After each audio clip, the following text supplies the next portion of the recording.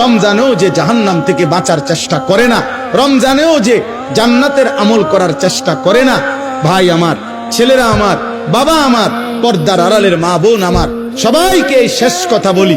আল্লাহ রসুল বলছে, জিব্রাইল আইসা রমজানের শেষ দিন নবীজিকে আইসা বলে গেছে, ইয়া রাসূলুল্লাহ, এত বড় রমজান পেল, ইফতার, সাহারি, তারাবি, এতেকাফ, শবে কদর, প্রতি ঘন্টা মিনিটে এত মাফ নেওয়ার সুযোগ থাকার পরেও যেই নাফরমান জাহান্নাম থেকে বাঁচার চেষ্টা করে নাই, গুনাহ থেকে আল্লাহর কাছে মাফ নেয় নাই, জান্নাতের জরুর আশা পূর্ণ করতে পারে নাই, আমল করতে পারে নাই, খোদার কসম নবীজি বলছে, জিব্রাইল আইসা বলছে, ইয়া রাসূলুল্লাহ, এমন নাফরমানের উপরে আল্লাহর লানত, আল্লাহর লানত, লানত, লানত।